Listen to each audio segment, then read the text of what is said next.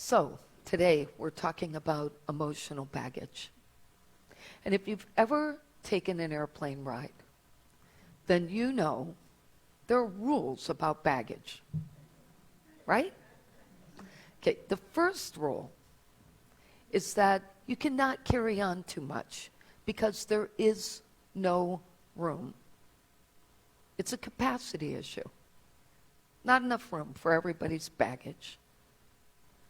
Second, it's a weight factor. We can only carry so much up in the air and add the weight of all the people too. So if we all carry that baggage, the plane starts to look like we do when we're carrying around all our stuff. Don't act like you don't know. We all know what that's like by the end of the day. Oh, my life, right?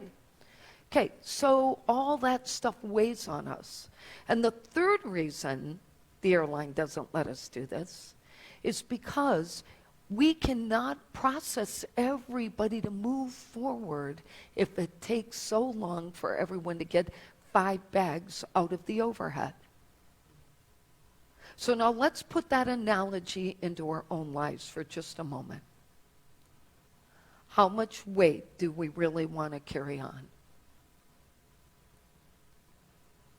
How much capacity does our mind have to store every single hurt, every pain, every moment, everything that ever bothered us? How much is up there? How much room? And still be able to handle what comes every day. And still be able to be present moment thinkers. And how long will that baggage we carry around prevent us from moving forward? This is what we need to think about today. The truth is that nothing can erase the past. I wish we could. On some things, I wish we could. But as we were talking about before the service, it's the past that defines who we are today. It's the past that built our character. It's the past that built our strength. It's the past that doesn't define us, but serves as the foundation for every lesson we've ever learned. And if it weren't for those challenges, how would we learn in this journey? How would we learn? If everything was just perfect, why are we here? What would be the point of a spiritual journey? The only thing that prevents us from having a full and happy life is what we carry around. Everything else is in our head. I want you to think about it for a moment. How can having bad memories do anything more for us than keep us stuck? Think of one bad memory that is serving you well right now. One memory that makes you happy. Bad memory that makes you happy. And instead, they just leave us angry and depressed and robbed of our peace. There's a licensed psychotherapist. Her name is Stacy Kaiser. She has a great perspective. There are several I want to share with you today. But this is what she says. She says emotional baggage is a great metaphor. It's useful to us. She said we can see it as tired old suitcases holding a combination of negative and unprocessed emotions from people, places, behaviors, and experiences that we've acquired throughout our years. But she points out that every one of us carries different emotional baggage. It isn't the same for everyone. For example, she says, if you've been cheated on in your lifetime, then you have trust issues. You're probably going to have trust issues.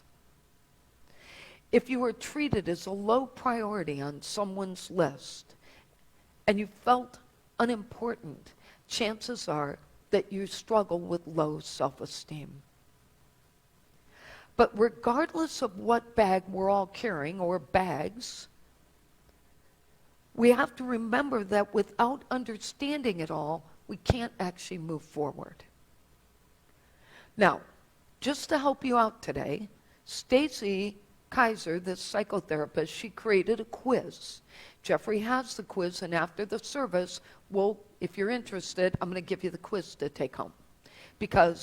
And the only reason you didn't get it in advance is I didn't want you cheating. Just being honest.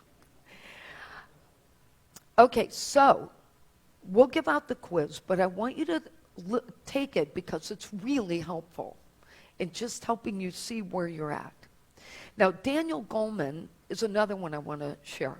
He wrote this great book called Destructive Emotions, a scientific dialogue with the Dalai Lama. If you haven't read it, I recommend it. It's a great book.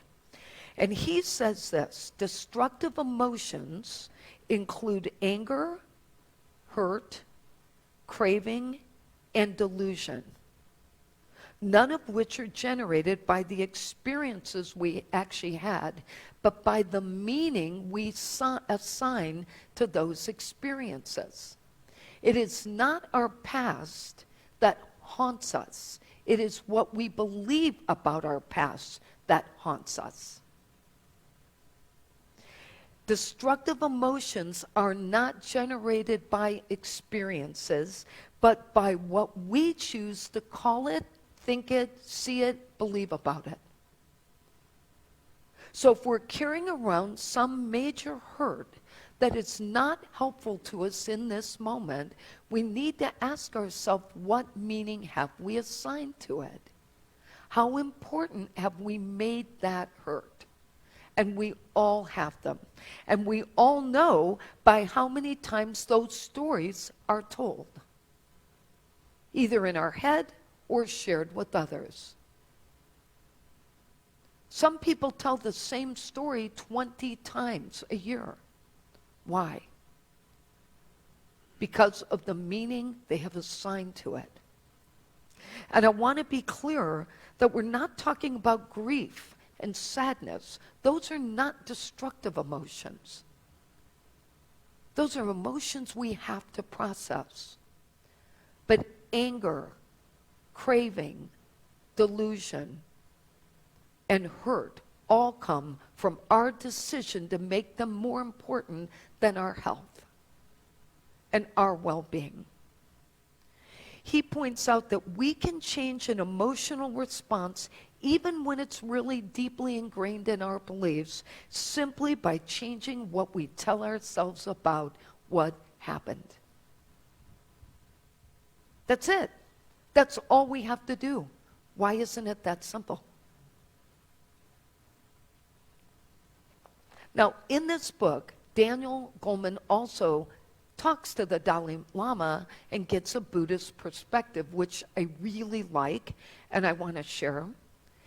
Buddhists believe that emotions are aspects of our personality that actually get in the way of the development of our spiritual life. They consider emotions undesirable roadblocks, states of agitation, and imbalance, which I think is really a great way of seeing it. They believe all personal unhappiness and interpersonal conflict lie in three poisons: craving, anger, and delusion. They call them the three poisons of life. Now, Judaism has a great perspective. They say whatever emotion is appropriate in terms of being good for a situation is the correct emotion. It's good when it's appropriate, it's bad when inappropriate. And basically what that says is, if any emotion doesn't support you in being healthy and happy, it is the wrong emotion. Choose the ones that will help you be healthy and happy and serve you well. And Christian pastor Rick Warren has a great story that I wanted, analogy I should say. He says, when you go to a restaurant and service is extremely slow and you're waiting for your food and somebody else comes in 15 minutes after you and they get served before you, what starts to ramp up in you? anger, frustration, and of course I realize we were all more familiar with this pre-COVID. But what happens is we start to get upset. Now we're getting angry with the server, and we're going to be upset. Now I want you to think about a couple of things. How is that anger going to make your dining experience any more pleasant? And how is it going to help you enjoy the actual meal that gets delivered? Or are you going to be one of the people who sends it back? And more than likely, when you're angry, you're sending it back. Because you're focused on what's wrong, not on what's right. So now you went out to dinner for absolutely no reason at all, except to work up being upset and frustrated. He said, but the question is, what is really bothering you? The truth is you're hungry. That's the real truth. You're just hungry. And he said, once you get in touch with what's really wrong, you realize that being angry isn't going to help your hunger. He also suggests that we consider 3 questions, which I think are really helpful. They're simple. What is the real reason I am feeling this? Is it fear? Is it worry? Does it actually relate to the present moment? Or is it something from years ago? The second question, is it true? He references a story in the Bible where Elijah gets so discouraged that he went to God and complained, saying, God, I'm the only one in the whole nation of Israel who's left serving you. And God says, are you kidding me? So many people showing up to serve. That can't possibly be true. No, it isn't true. And the third question, so what's the real reason I'm feeling this? Is it true? And last, is what I'm feeling helping or hurting me? Because we have to decide, are we going to get what we want by being upset? Are we going to get any further? A lot of these feelings we have may be natural, but if they're self-defeating, they are not helpful. And asking ourselves these 3 questions can only help us do several things. One is take control of our emotions in any given situation. Get a grip on ourselves before we spin out of control. And it can help us not to keep storing more hurts in the process of adding to past hurts. And last, it can help us stay in a situation where we can be healthy mentally and emotionally. There's a great story I want to share today that says all of this in one simple message. But then I wouldn't have a purpose here if I told that first. The story is called The Black Dot. And it's a professor who walks into a class. And he tells the class, we're going to have a surprise quiz today. And so, like normal, he brings the quiz around and he puts it face down on everybody's desk. And then he tells them all at once, turn the quiz over. And the only thing on the quiz is a black dot in the center of the paper. So, of course, everybody looks at him. They're very puzzled. They don't know what's going on. But he tells them to get busy writing. So needless to say, when it's all done, he collects the tests, and every single person went on and on about the position of the black dot, why the black dot, the size of the black dot, how deep the black is in the black dot. And this is what he said to them. I'm not going to grade you on this. I just wanted to give you something to think about. No one wrote about the white part of the paper. Everyone focused on the black dot, and that's what happens in our lives. We insist on focusing only on the black dot, the hurts we have, the health challenges we face, the lack of money, the complicated relationships we have with family members, the disappointments we've experienced with our friends and family. But the dark spots are very small spots when compared to the bigger picture and the full scope of our lives.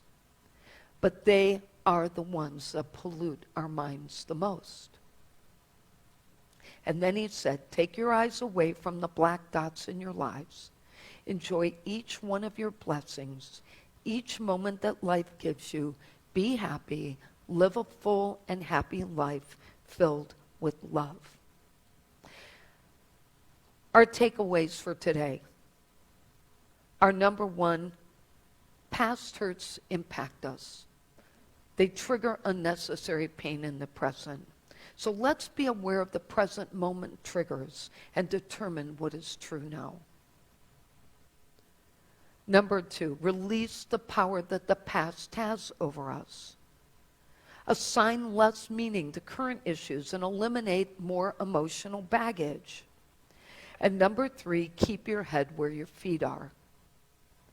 What that means is whatever's going on now is where your attention is. Give yourself permission to live a full life in the present. You deserve it. And our affirmation: I embrace the freedom of the present moment.